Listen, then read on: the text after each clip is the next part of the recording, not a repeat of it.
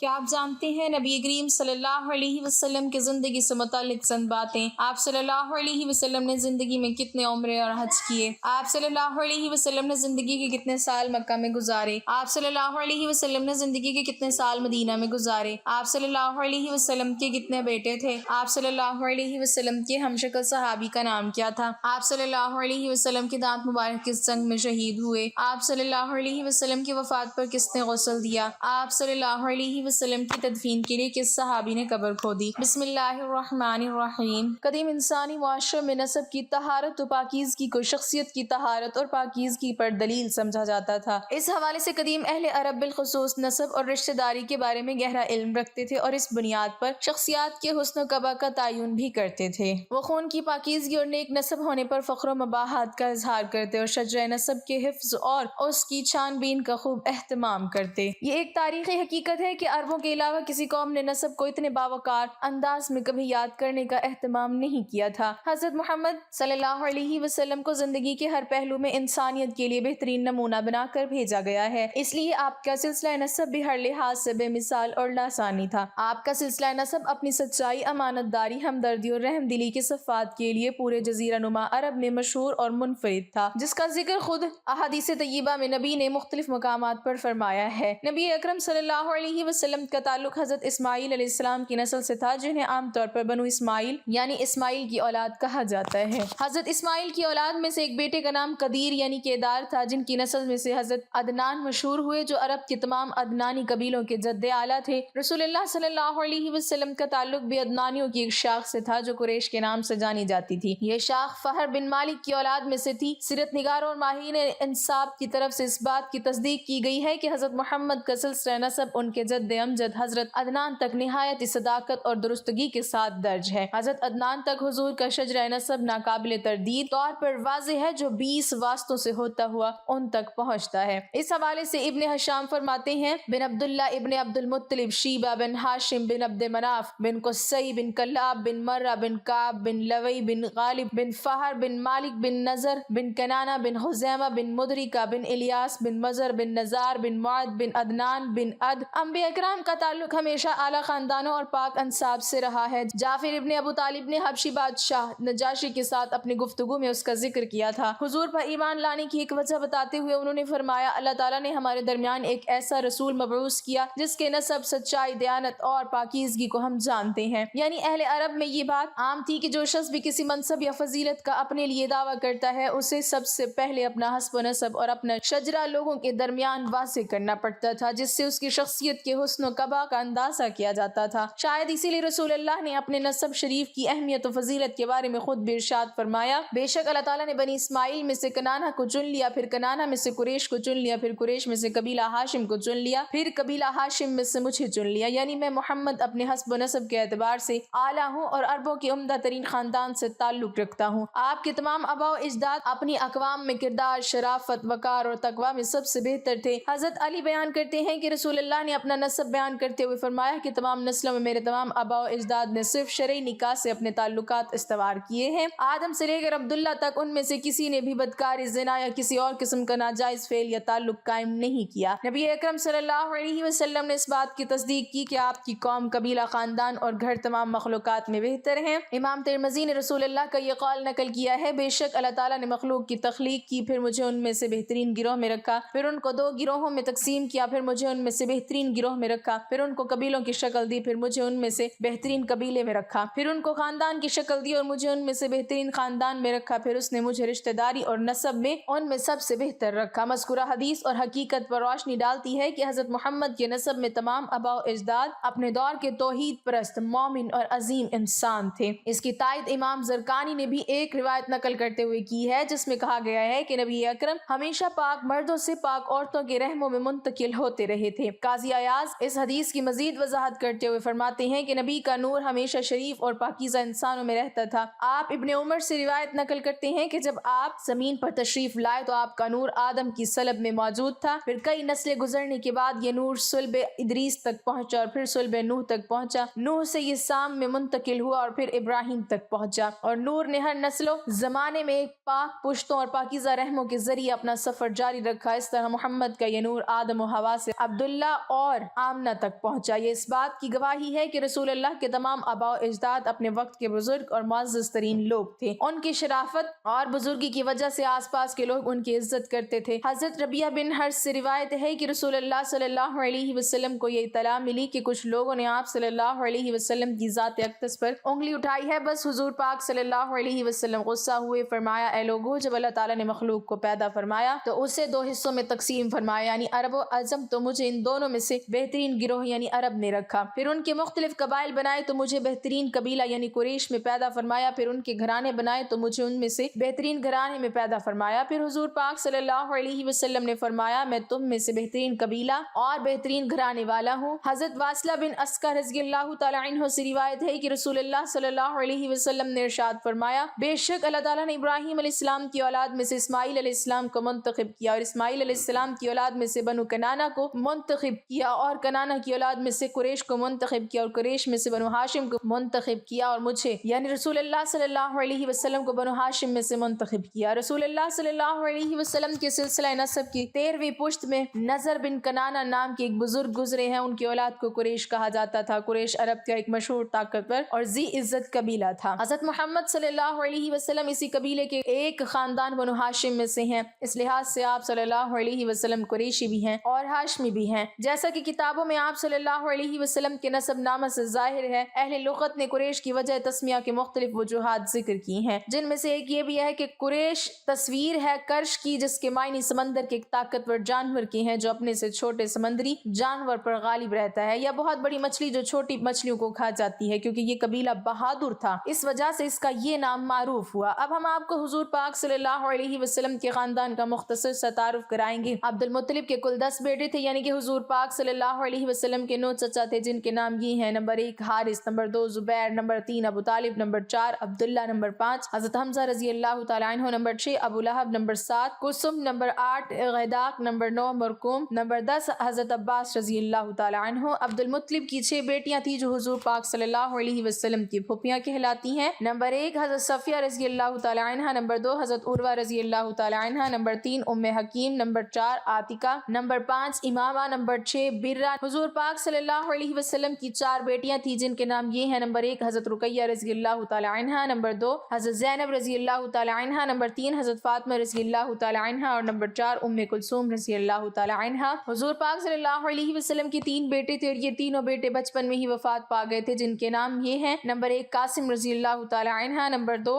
حضرت عبداللہ رضی اللہ تعالیٰ عنہ، نمبر 3 ابراہیم رضی اللہ تعالیٰ عنہ۔ حضور پاک صلی اللہ علیہ وسلم کی اولاد کی تعداد 7 تھی، جن میں 3 بیٹے اور 4 بیٹیاں تھیں۔ یہ تمام اولاد حضرت خدیجہ رضی اللہ تعالیٰ عنہ سے پیدا ہوئیں، اور صرف ابراہیم جو کہ ماریہ قبطیہ سے تھے۔ نبی اکرم صلی اللہ علیہ وسلم کی فاطمہ کے علاوہ باقی ساری اولاد نبی صلی اللہ علیہ وسلم کی زندگی میں ہی فوت ہو گئیں، صرف حضرت فاطمہ رضی اللہ تعالیٰ عنہ نبی پاک صلی اللہ علیہ وسلم کی بعد فوت ہوئیں۔ حضور پاک صلی اللہ علیہ وسلم کی بہنیں اور بھائی واضح رہے کہ حضرت محمد صلی اللہ علیہ وسلم کے سگے بہن بھائی تو تھے نہیں، البتہ 5 رضائی بھائی اور 2 رضائی بہنیں تھیں۔ رضائی بھائیوں کے نام یہ ہیں: نمبر 1 حضرت حمزہ رضی اللہ تعالیٰ عنہ، حضرت حمزہ رضی اللہ تعالیٰ عنہ آپ کے چچا بھی تھے اور رضائی بھائی بھی۔ نمبر 2 حضرت ابو سلمہ بن عبد الاسد رضی اللہ تعالیٰ عنہ، نمبر 3 مسرور، نمبر 4 ابو سفیان بن حارث، نمبر 5 عبداللہ بن حارث، اور رضائی بہنوں کے نام یہ ہیں: نمبر 1 انیسہ بنت حارث، نمبر 2 حذیفہ بنت الحارث جو شیمہ کے نام سے مشہور تھی۔ حضور پاک صلی اللہ علیہ وسلم کا ماموں حضرت جابر بن عبداللہ رضی اللہ تعالیٰ عنہ سے روایت ہے، وہ بیان کرتے ہیں کہ سعد بن ابی وقاص رضی اللہ تعالیٰ عنہ آئے تو نبی کریم صلی اللہ علیہ وسلم نے فرمایا یہ میرے ماموں ہیں، اگر کوئی شخص ایسا ماموں رکھتا ہے تو وہ مجھے بھی دکھائے، یعنی اپنے ماموں پر فخر کیا کرتے تھے۔ نبی کریم صلی اللہ علیہ وسلم کی والدہ حضرت آمنہ بنی زہرہ سے تھیں، اور سعد بن ابی وقاص رضی اللہ تعالیٰ عنہ بھی بنی زہرہ سے تھے۔ حضرت سعد بن ابی وقاص رضی اللہ تعالیٰ عنہ حضرت آمنہ کے رشتہ دار تھے، اور ماں کی طرف کے رشتہ دار ماموں ہوا کرتے ہیں۔ حضور پاک صلی اللہ علیہ وسلم کی ازواج، حضور پاک صلی اللہ علیہ وسلم کی ازواج کی تعداد 11 تھی، جن کے نام درج ذیل ہیں: نمبر 1 حضرت خدیجہ رضی اللہ تعالیٰ عنہ، نمبر 2 حضرت سودہ رضی اللہ تعالیٰ عنہ، نمبر 3 حضرت عائشہ صدیقہ رضی اللہ تعالیٰ عنہ، نمبر 4 حضرت حفصہ بنت عمر رضی اللہ تعالیٰ عنہ، نمبر 5 حضرت ام حبیبہ رضی اللہ تعالیٰ عنہ، نمبر 6 حضرت زینب بنت جحش رضی اللہ تعالیٰ عنہ، نمبر 7 حضرت زینب بنت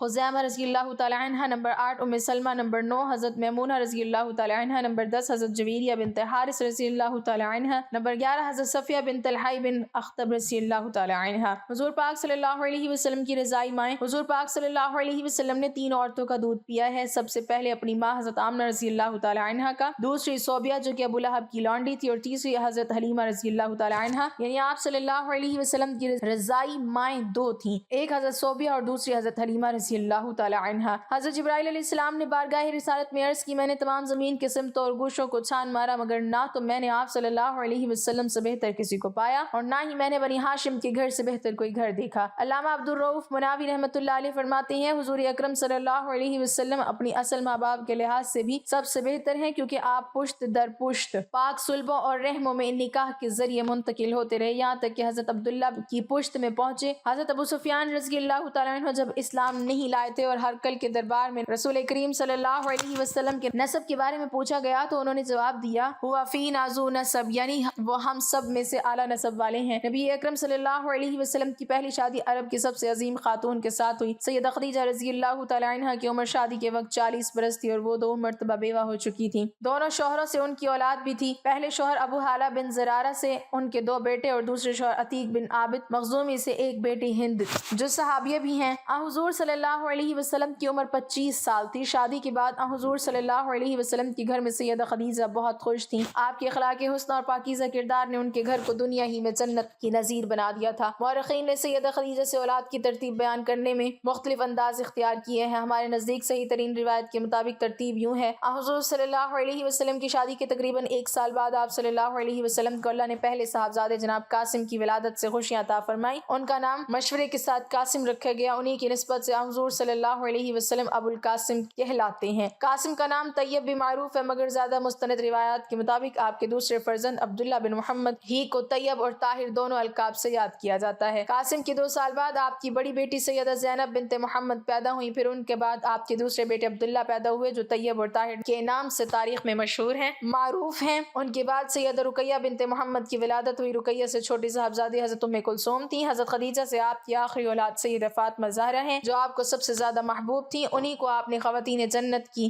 سردار سید النساء اہل الجنہ کا لقب دیا۔ آپ شیر خدا علی المرتضیٰ سے بیاہی گئیں، آپ ہی حسنین کریمین کی والدہ ہیں۔ خاتون کربلا سیدہ زینب بنت علی اسی جوڑے کی شیر دل بیٹی تھی جو ابن زیاد اور یزید کے درباروں میں بھی ذرا بھر مروب نہ ہوئی۔ سیدہ فاطمہ الزہرا کا مقام و مرتبہ بہت بلند ہے، مگر بعض لوگ حضور کی دیگر بیٹیوں کا انکار کر دیتے ہیں، یہ جہالت و گستاخی کی بدترین مثال ہے۔ حضور صلی اللہ علیہ وسلم کو اللہ تعالیٰ نے قرآن پاک میں حکم دیا، اے نبی اپنی بیوی اور بیٹیوں اور اہل ایمان کی عورتوں سے کہہ دو کہ اپنے اوپر اپنی چادر کے پلو لٹکا لیا کریں۔ مولانا مودی نے تفہیم القرآن میں اس موضوع پر تفصیلی حاشیہ لکھا ہے، وہ کہتے ہیں جو لوگ حضور صلی اللہ علیہ وسلم کی اپنی صلبی بیٹیوں کو ان کی صاحبزادیاں نہیں سمجھتے، وہ تعصب میں اندھے ہو کر یہ بھی نہیں سوچتے کہ اولاد رسول کے نسب سے انکار کر کے وہ کتنے بڑے جرم کا ارتکاب کر رہے ہیں اور اس کی کیسی سخت جواب دہی انہیں آخرت میں کرنی ہوگی۔ آپ کے صاحبزادے قاسم بچپن میں فوت ہو گئے۔ بعض روایات کے مطابق قاسم اتنی عمر کو پہنچ گئے تھے کہ وہ گھوڑے پر سوار ہو سکتے تھے، پھر اچانک ان کی وفات ہو گئی۔ آپ کے دوسرے بیٹے عبداللہ بھی حضور صلی اللہ علیہ وسلم کی بعثت کے چند سال بعد فوت ہو گئے تھے۔ یہ کے بعد دیگرے دونوں بیٹے داغے مفارقت دے گئے تو فطری طور پر والدین پر غم کے پہاڑ ٹوٹ پڑے، مگر ان کا صبر بے مثال تھا۔ عبداللہ بن محمد کی وفات پر بدبخت کفار مکہ نے بڑی خوشیاں منائی اور حضور صلی اللہ علیہ وسلم کو ابتر یعنی دم کٹا ہوا قرار دیا۔ ابن سعد لکھتے ہیں کہ آس بن وائل سہمی نے کہا، یعنی محمد کی نرینہ اولاد ختم ہو گئی ہے، لہٰذا وہ ابتر ہیں۔ کم و بیش ایسے ہی الفاظ آپ کے بدبخت چچا ابو لہب نے بھی کہے۔ اسی پر قرآن کی مختصر مگر جامع ترین سورۃ الکوثر نازل ہوئی، انا اعطیناک الکوثر فصل لربک وانحر ان شانئک ھو الابتر۔ اے نبی ہم نے تمہیں کوثر عطا کر دیا، پس تم اپنے رب ہی کے لیے نماز پڑھو اور قربانی کرو، تمہارا دشمن ہی جڑ کٹا ہے۔ آج دیکھ لیجئے آپ صلی اللہ علیہ وسلم کے دشمنوں کا تذکرہ ہوتا ہے تو ساری کائنات ان پر لعنت بھیجتی ہے، اور محمد عربی صلی اللہ علیہ وسلم کا تذکرہ زمینوں میں نہیں آسمانوں کے اندر بھی درود و سلام کے حسین گونج میں سنا جاتا ہے۔ حضور صلی اللہ علیہ وسلم کی پھوپھی حضرت صفیہ بنت عبد المطلب کی آزاد کردہ ایک لونڈی تھی جس کا نام سلمہ تھا، وہ بہت سمجھدار اور باشعور خاتون تھی۔ سیدہ خدیجہ رضی اللہ تعالی عنہ عموماً اپنے ذاتی کاموں کے لیے اس کی خدمات حاصل کرتی تھی۔ جب بھی زچگی کا زمانہ ہوتا تو وہ ان کو اپنے ہاں بلا لیا کرتی تھی۔ وہ بچوں کی پیدائش سے لے کر دودھ پلانے والی خواتین کے تقرر تک زچہ اور بچہ کی دیکھ بھال کرتی۔ سیدہ خدیجہ رضی اللہ تعالی عنہ اپنے بچوں کو دودھ پلانے کے لیے پہلے سے ہی مناسب خواتین کا اہتمام کر لیا کرتی تھی۔ اسلام میں بیٹے کی پیدائش پر 2 بکرے مینڈے یا دمبے اور بیٹی کی پیدائش پر 1 بکرا مینڈا یا دمبا ذبح کر کے عقیقہ کرنے کا حکم ہے۔ یہ شریعت ابراہیمی میں بھی مسنون عمل تھا۔ سیدہ خدیجہ رضی اللہ تعالی عنہ دور اسلام اسلام سے قبل بھی اپنے بچوں کے لیے عقیقے کا اہتمام کیا کرتی تھی۔ کیا خوب اللہ کی بندی تھی یہ۔ حضرت ابراہیم علیہ السلام اور حضرت اسماعیل علیہ السلام کے وقت سے عربوں میں رائج تھا، مگر اکثر لوگ اسے بھول چکے تھے۔ نبی محترم صلی اللہ علیہ وسلم نے اس سنت کو پھر سے زندہ کیا۔ حضور صلی اللہ علیہ وسلم اور سیدہ خدیجہ کا نکاح ہونے کے بعد اس قدسی جوڑے کے کاروبار میں حسب سابق اللہ نے بہت برکت دی۔ وقت گزرتا گیا اور بہت سے واقعات رونما ہوتے چلے گئے۔ یہ واقعات سیرت کی کتابوں میں تفصیلاً نقل کیے گئے ہیں۔ یہاں ہم عرض کرنا چاہتے ہیں کہ نبی اکرم صلی اللہ علیہ وسلم کی عمر مبارک جوں بڑھ رہی تھی، آپ کا تعلق اللہ رب العزت کے ساتھ اسی نسبت سے گہرا ہوتا چلا جا رہا تھا۔ آپ صلی اللہ علیہ وسلم دینوی ہنگاموں سے ذرا ہٹ کر غور و فکر میں کافی وقت گزارنے لگے تھے۔ اس کیفیت کو عربی زبان اور قرآنی اصطلاح میں تبتل کے لفظ سے تعبیر کیا گیا ہے۔ نبوت کے بعد بھی قرآن پاک میں حضور صلی اللہ علیہ وسلم کو حکم دیا گیا، وَاذْكُرِ اسْمَ رَبِّكَ وَتَبَتَّلْ إِلَيْهِ تَبْتِيلًا، اپنے رب کے نام کا ذکر کیا کرو اور سب سے کٹ کر اسی کے رہو۔ حضور صلی اللہ علیہ وسلم کے اس غور و فکر کے زمانے میں کاروبار کی طرف آپ کی توجہ کافی حد تک کم ہو گئی تھی، تاہم سیدہ خدیجہ رضی اللہ تعالی عنہا کے تجارتی کاروان معمول کے مطابق شام اور دیگر علاقوں کی طرف آتے جاتے تھے۔ سیدہ خدیجہ رضی اللہ تعالی عنہا نے کبھی بھی اپنا پیسہ خرچ کرنے میں بخل سے کام نہیں لیا۔ نبوت سے قبل حضور صلی اللہ علیہ وسلم کے تبتل اور گوشہ نشینی کا دور ایک لحاظ سے اس عظیم ذمہ داری کو اٹھانے کے لیے ابتدائی تیاری، تربیت اور ریاضت کی حیثیت رکھتا ہے۔ اس دوران آپ صلی اللہ علیہ وسلم دوست، احباب، خاندان اور رشتہ داروں، اپنی اہلیہ اور بچوں سب کے حقوق پوری طرح ادا کرتے تھے۔ ایسا نہیں کہ آپ صلی اللہ علیہ وسلم نے ان ذمہ داریوں کو نظر انداز کر دیا ہو۔ آپ صلی اللہ علیہ وسلم برابر اپنے گھر میں بچوں کی تربیت اور انہیں شفقت پدری سے مالا مال کرنے کا فریضہ ادا کرتے رہتے تھے۔ کاروبار اور تجارت پر بھی توجہ رکھتے تھے، اگرچہ خود عملاً وقت کم دے پاتے تھے، تاہم پوری ہدایات اور نگرانی کا اہتمام فرماتے تھے۔ آپ صلی اللہ علیہ وسلم نے